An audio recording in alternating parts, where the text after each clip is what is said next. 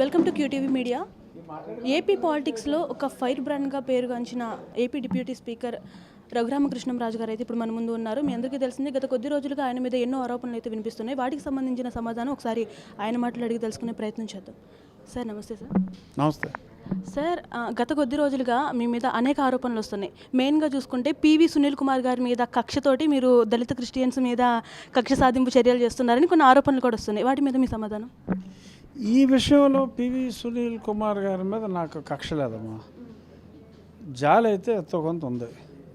ఈ విషయంలో లేదు. నన్ను కొట్టిన కస్టోడియల్ టార్చర్ మీద నాకు కోపం ఉంది. కక్ష కాదు, కోపం ఉంది. ఈ విషయంలో నాకేమీ కోపం లేదు, కక్ష అసలు లేదు. ఎంతో కొంత జాలి ఉంది. ఎందుకంటే పాపం అతను తను నమ్మిన మతం, ఆ మతస్థుని అని చెప్పుకోలేకపోతున్నాడు. చనిపోయిన వారికి మతాలు మార్చుకోవాల్సిన దుస్థితిని ఎదుర్కొంటున్నాడు. సో ఇలా పాపం అతను కొంచెం కన్ఫ్యూజన్లో ఉన్నాడు. చాలా విపరీతమైన బలం ఉందని అతను భావిస్తున్నాడు. సో అదంతా నిజం కాదు అని అతను తెలుసుకుంటే బాగుంటుందని అనుకుంటున్నా. తెలుసుకోకుండా ఏముందో, రోజుకోసారి నన్ను అతను అబ్యూజివ్గా మాట్లాడుతున్నాడు. నేను అతన్ని అబ్యూజ్ చేయలేదు కదా, జాలిపడ్డాను అంతే. అతను ఆడు ఈడు ఏదో గౌడి గేదెలో ఉన్నాడు అని నోటు కూర్చున్నట్టు మాడుతున్నాడు. నేను ఆడికిలాగా నల్లగా ఉన్నానా? తెల్లగా ఉన్నాను కదా. మరీ మహేష్ బాబులాగా మిల్క్ బాయ్లో కాకపోయినా తెల్లగా ఉన్నాను కదా. ఏదంటాడేంటి అదవా? అలా అన్నమాట. సార్, ఇప్పుడు రామాలయం నిర్మాణం ఏదైతే ఉందో దానికి మీ వంతు అంటే చాలా మీరు కృషి చేస్తున్నారు దానికి సంబంధించి. సో ఎందుకు చందాలు వసూలు చేయాలి? రఘురామకృష్ణంరాజు గారే ఆయనే వేసుకుని ఆ గుడిని కట్టించవచ్చుగా అని చెప్పేసి అంటున్నారు. దానికి అసలు ఏమి మాట్లాడి ఏమి చూడకుండా ఊరికే మైకుచ్చుకుని క్వశ్చన్ అడిగితే ఇలాగే ఉంటుంది. నేను చాలా స్పష్టంగా చెప్పా, గుడి కట్టడం పెద్ద విషయం కాదు, ఖచ్చితంగా ఒకటే కట్టవచ్చు. కానీ ఇది పబ్లిక్ అందరూ maximum number of people participation ఉండాలి అని చెప్పి నేను పిలిపిస్తే 5 లక్షలు 10 లక్షలు ఇచ్చేవాళ్ళు 10 మందితో 10 నిమిషాల్లో నాకు క్లోజ్ అయిపోతుంది.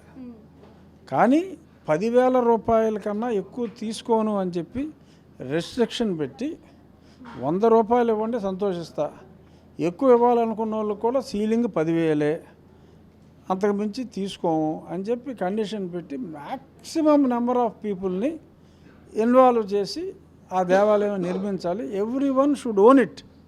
ఇది నాది అని చెప్పి ఎక్కువ మంది ప్రజలు భావించాలి అనే ఉద్దేశంతో అలా చేయటం జరిగింది. సార్, ఫైనల్గా కులాల మధ్య చిచ్చు పెడుతున్నారు రఘురామకృష్ణంరాజు గారు అనే వాళ్ళకి మీరు ఇచ్చే సమాధానం ఏంటి? నేను కులాల మధ్యన చిచ్చు ఉండకూడదు, మనం కుల వ్యవస్థని సమర్థించకూడదు.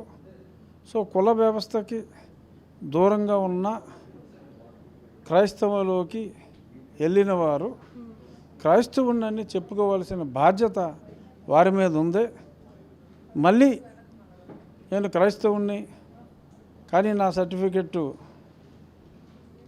హిందూ సర్టిఫికెటే కావాలి, హిందువులకి ఇచ్చే బెనిఫిట్లు ఇవ్వాలి అని మాట్లాడి, నీవు వెళ్ళిన మతం, నువ్వు ప్రతిరోజు ప్రవచనాలు వినే ఆ మతం, ప్రతి ఆదివారం నువ్వు 10% సంపాదించింది ఖర్చు పెట్టి నువ్వు ఫాలో అయ్యే మతం చిచ్చి అని, అది కాదని, నువ్వు ఏదైతే వ్యతిరేకిస్తున్నావో అదే నా మతం అని చచ్చినట్టు మీరు నమ్మాలని మాట్లాడటం మరి నిజంగా అది తప్పు అని చెప్పా. సో దానికి కులాల మధ్య చిచ్చుకి ఎటువంటి సంబంధం లేదు. నేను చెప్పింది మంచి మాట, మంచి వార్త చెప్పా. సార్, ప్రత్యేకంగా కొన్ని ఛానల్స్ ఉన్నాయి, అంటే ప్రశ్న అని కొన్ని ఛానల్స్ ఉన్నాయి, వాటిని సపరేట్గా మీ మీదే టార్గెట్ చేసి కొన్ని రూమర్స్ అయితే వస్తున్నాయి. మరి దానికి ఇప్పుడు కొన్ని ఛానల్స్ ఏంటంటే they get paid regularly. So పేర్లు అనవసరం. సో వాళ్ళు పే చేసేటప్పుడు అదే ఏంటంటే, ఎవరైతే తెలుగుదేశం పార్టీని ప్రతిరోజు ద్వేషిస్తూ ఉంటారో ఆ ప్రజా చైతన్యం అని అదొక పనికిమాలిన ఛానల్ ఒకటి ఉంది, ఆ వైసీపీ వాడి ఛానల్. ఎప్పటి నుంచో తెలుసు నాకు, అది వైసీపీ వాడి ఛానల్. అది అందులో తెగ బాధపడుతున్నాడు. ఏంటి అసలు రఘురామకృష్ణరాజు వలన తెలుగుదేశం పార్టీ దెబ్బతింటుందని. అసలు వైసీపీ ఛానలోడు తెలుగుదేశం పార్టీ దెబ్బతినేస్తుందని రాస్తున్నా అంటే ఏంటి ఇది చాలా అడ్వాంటేజ్ వచ్చేస్తుందా ఏంటి తెలుగుదేశం పార్టీకి అన్న అనుమానం నాకు వస్తుంది, ప్రజలకు కూడా వస్తుంది. మరి నీ ఉద్దేశం ఏంటమ్మా? మంచి అడ్వాంటేజ్ ఉందా? నేనైతే అడ్వాంటేజ్ కోసం చేయలే. నేను రాజ్యాంగ స్ఫూర్తితో రాజ్యాంగంలో ఉన్నదాన్ని పాటించాలి అనే చెప్పాను. బట్ ఈ వైసీపీ ఛానల్స్ వాళ్ళు గొక్కెట్టి ఏడిచేస్తూ ఉంటే నాకు డౌట్ వస్తుంది, ఏంటి మాకు చాలా బెనిఫిట్ వచ్చేస్తుందా, అందుకే సంతోషంగా ఉన్నారేమో మా పార్టీ వాళ్ళు కూడా నేను అనుకుంటున్నా.